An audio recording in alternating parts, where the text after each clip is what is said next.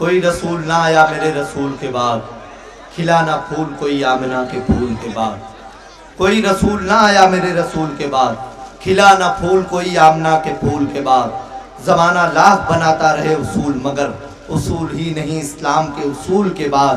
اور رہے گا نعت کا یہ سلسلہ یوں ہی واحد، چمن میں جس طرح کھلتا ہے پھول پھول کے بعد۔ نعت پاک کا سلسلہ تو ہمیشہ چلتا رہے گا۔ ہم نعت پاک کے دور کو یہیں پر ملتوی کرتے ہوئے غزل کی سمت چلتے ہیں۔ سب سے پہلے تو آج کی اس محفل میں جن لوگوں کا استقبال ہونا تھا، مگر اب چونکہ مشاعرہ شروع ہو چکا ہے تو اب ان لوگوں کی گلپوشی نہیں ہوگی، مگر میں ان لوگوں کا نام پیش کر دے رہا ہوں آپ لوگوں کے سامنے، تاکہ آپ کو معلوم پڑ جائے کہ ان لوگوں کی گلپوشی ہونے والی تھی۔ اور یہ سمجھ لے وہ لوگ جن کا نام پکارا جا رہا ہے کہ میں نام نہیں پکار رہا ہوں بلکہ ان کے گلے میں پھولوں کی مالا ڈال رہا ہوں، کہ ڈاکٹر غیاث الدین صاحب، بابو محل پردھان علی آبادی صاحب، حافظ انصار احمد صاحب، اخلاق احمد صاحب، اشفاق احمد صاحب، محمد عادل صاحب، محمد ناصر صاحب، انوار احمد قریشی صاحب، محمد سلیم ٹیلر صاحب، امداد حسین صاحب، منور پردھان صاحب، محمد فہیم صاحب، محمد طالب صاحب، محمد عاقب، ولد مرغوب احمد صاحب، نور عین صاحب، عمران احمد صاحب، ضیاء الدین صاحب، محترم خالد صاحب۔ ان صاحبان کی محفل مشاعرہ میں گل پوشی ہونے والی تھی، مگر چونکہ وقت اب ہمارے پاس نہیں ہے اور مشاعرہ آج کا شروع کیا جا چکا ہے۔ آئیے دوستو، ہم غزل کی سمت چل رہے ہیں۔ چونکہ غزل کے چاہنے والے یہاں بیٹھے ہوئے ہیں تو ایک مختصر سی تاریخ آپ کے سامنے غزل کی پیش کر دوں۔ غزل ویسے تو پیدا ہوئی عرب کی سرزمین میں، اور وہاں پر غزل کا جی نہیں لگا تو غزل پرشین میں فارس چلی آئی، جہاں گل و بلبل کا قصہ بڑا مشہور تھا، غزل اس کی نظر ہو گئی۔ پھر غزل وہاں سے ہندوستان آئی تو غزل نے ہندوستان میں حیدرآباد کا رخ کیا تو حیدرآباد نے اسے چلنے کا سلیقہ سکھا دیا۔ اس کے بعد غزل جب دہلی پہنچی تو دہلی میں غزل کو سنوارا گیا۔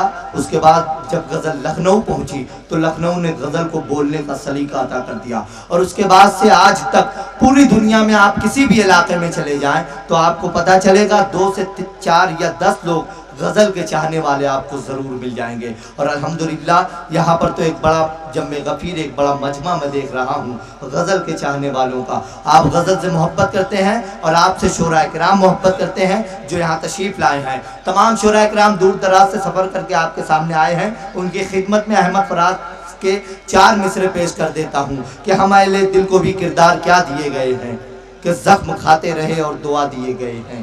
ہم اہل دل کو بھی کردار کیا دیے گئے ہیں کہ زخم کھاتے رہے اور دعا دیے گئے ہیں۔ کہاں سے حوصلہ لاتے پیمبروں جیسا، کہاں سے حوصلہ لاتے پیمبروں جیسا، سو کیا یہ کم ہے کہ شاعر بنا دیے گئے ہیں۔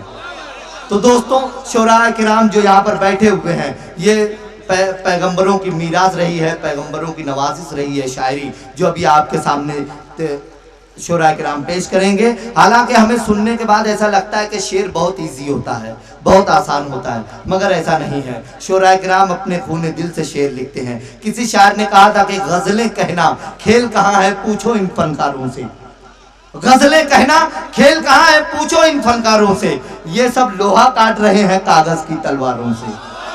تو دوستو، اتنا نازک فن ہے غزل کا فن۔ تو آئیے اس وقت میں گزارش کروں گا غزل کے پہلے شاعر، آپ کے اپنے علاقے کے شاعر،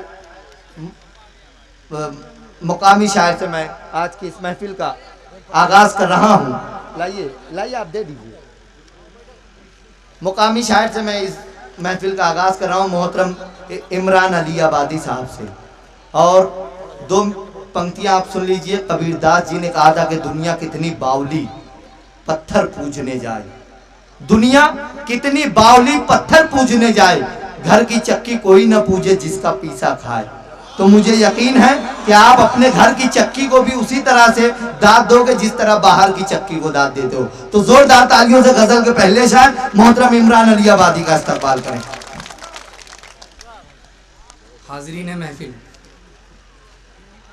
مجھے یہ سعادت ملی ہے کہ میں سب سے پہلے پڑھ رہا ہوں۔ حضرات، اس وقت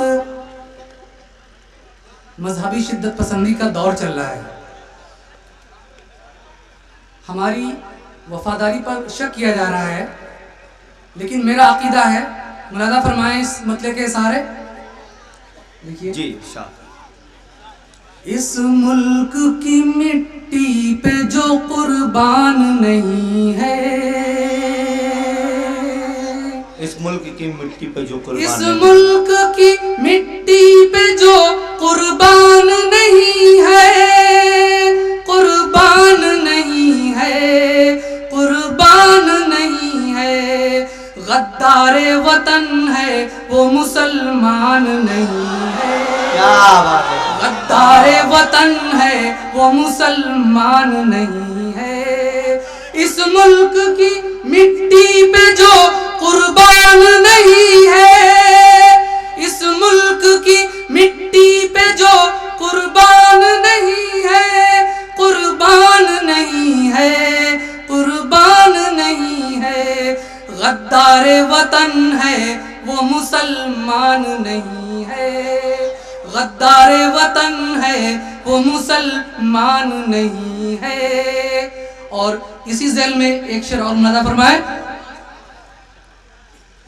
बदनाम वही करता है मजहब को जहां में। क्या बात है। देखिएगा हज़रात, बदनाम वही करता है, बदनाम वही करता है मजहब को जहां में। बदनाम वही करता है मजहब को जहां में, मजहब को जहां में, मजहब को जहां में।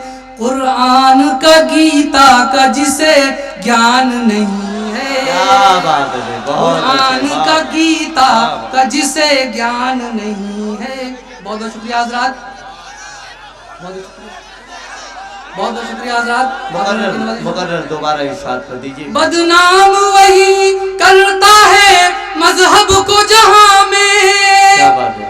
बदनाम वही करता है मजहब को जहां में, मजहब को जहां में, मजहब को जहां में। कुरान का गीता का जिसे ज्ञान नहीं है। और चूंकि बात मजहब की चली है जी, एक शेर और मुलादा फरमाए, देखिएगा नसीब भाई। हम मंदिरों मस्जिद में सिमट जाते हैं वरना, हम मंदिरों मस्जिद में सिमट जाते हैं वरना।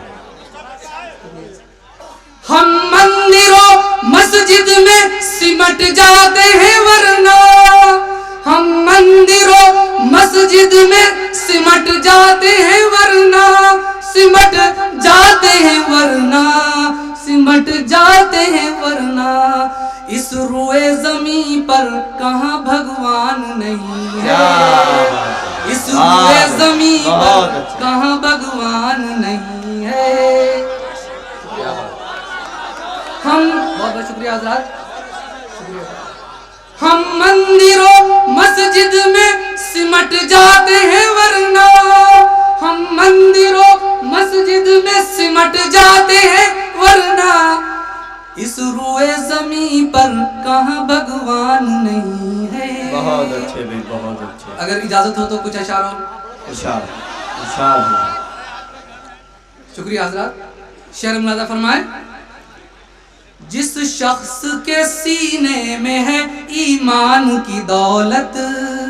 सामने के शेर देखिए, जिस शख्स के सीने में है जिस शख्स के सीने में है ईमान की दौलत, जिस शख्स के सीने में है ईमान की दौलत, ईमान की दौलत, ईमान की दौलत। उस शख्स से बढ़कर कोई धनवान नहीं है। क्या बात। उस शख्स से बढ़कर कोई धनवान नहीं है।